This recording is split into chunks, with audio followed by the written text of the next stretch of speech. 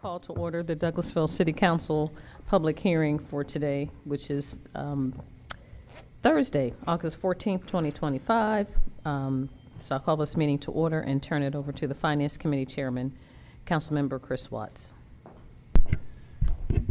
Thank you, Madam Mayor. We have one item under Finance to hold a public hearing to consider the proposed 2025 ad valorem tax millage rate for maintenance and operations. And Ms. Callan will be handling that. Ms. Callan, do you make an opening statement before I open the, you go ahead and make your statement before I open the hearing? Yeah, we will, this will be a public hearing, and we want to remind everyone that we will take comments only, and it will not be a question and answer. I know in a few of our public hearings before, we've had some questions, and sometimes we need to go back to the office and look up the answer. So I do have my email and contact information on this PowerPoint, and it's also on the City of Douglasville's website for specific questions. But the mayor and elected officials will be accepting comments after the public hearing. Okay. And she's covered most of this, so. All right, thank you, Ms. Callan. So before we open the public hearing, I know you have a presentation, so go ahead. All right, thank you, Mr. Chairman. This is the first of 3 required public hearings by state statute on the millage rate adoption for tax year 2025. And as I mentioned earlier, I have a brief presentation, and then we will open it up for comments to the elected officials. First, I'd like to go over what you'll see on your property tax bill. You'll see a maintenance and operations rate as well as a bond rate. And maintenance and operation rate is just what it says. It's to fund the maintenance and operations of the city. Our bond rate is used to generate revenue to pay the debt service, which was approved by voters for the Jesse Davis Park, which is this park that we're in, and also the Police Administration Building. Between those two, the millage rate and the bond millage rate, M&O and the bond, overall your tax rate will be decreasing, and that is mainly due to the bond millage rate. So millage rate history for maintenance and operations from 24 to 25, there is no change.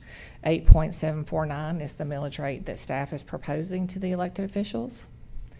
Our bond millage rate, due to the increased value of assessments, it takes less of a rate to generate the amount of revenue to make our debt service payments, again, for the Police Administration Building and for Jesse Davis Park.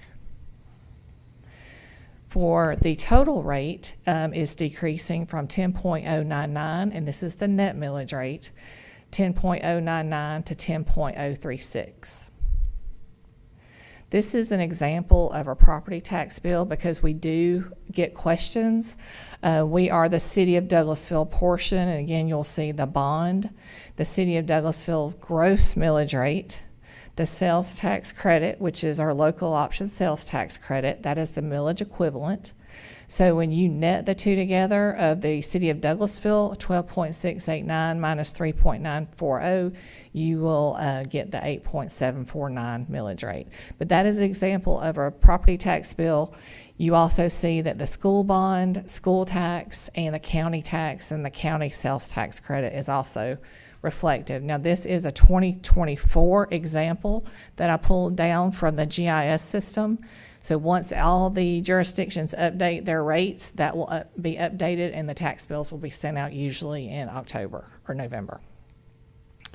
Again, the bond rate is going down 0.063. There is no change in the maintenance and operations rate. So overall, your rate is decreasing 0.063 of a mil.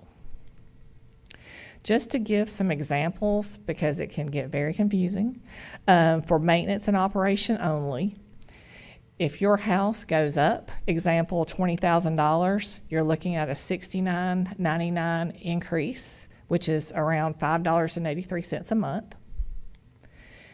If your assessment goes down $20,000 based on the rate that we are proposing, keeping it the same as the prior year, if your value goes down, your taxes due will also go down. If your prior year assessment and your current year assessment stay the same, there is no increase in your taxes due, and this is from the city's portion of the maintenance and operations. When the bond rate is applied, it will decrease. It's about $10 a year, so it's not a lot, but it's still a decrease. We have fulfilled our statutory requirements. We ran the necessary ads in the legal organ. We posted it to the city's website. We did send a press release, and then this is the first of 3 public hearings. We have another one this evening, and then we have our final adoption and public hearing on August 28th. This is the ad that ran in the paper. This is the increase over the rollback rate, which is 0.411 mils, which triggers the 3 public hearings. This is the first public hearing. We have another one this evening at 6 o'clock. Again, the 3rd public hearing will be the 28th at 5, and the special call meeting for adoption, August 28th at 5:30. And at this time, we will take comments. Again, we don't want to get into a question and answer situation, but I have my contact information below here, so feel free to email me and set up any type of appointments to ask so I can answer any specific questions that you may have. Thank you, Ms. Cowan. Before we begin our public hearing, do we have any comments from council? Madam Mayor? Yes, ma'am. Yes, sir. Thank you, Assistant City Manager Callen. I know it has increased over rollback rate, and I said I didn't have any questions, but if you can explain that again, because it sounds like a contradictory statement. If it's decreased, then why does it say increase over a rollback? Usually when you roll back, Yes.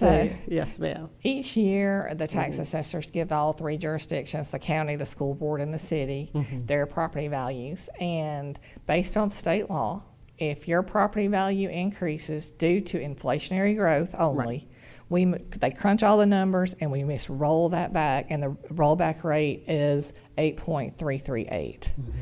So it's to roll back for inflationary increases. Okay. All right, thank you. Yes, That's all I ma'am. had, Mr. Chairman.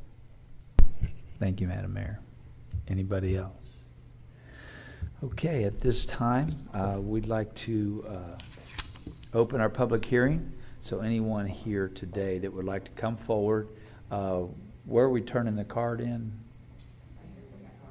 Okay, if you like to make a statement, you can bring your card up here and speak at this time. So the podium is open. Okay. All right. No Anybody? statement? Nobody? All right.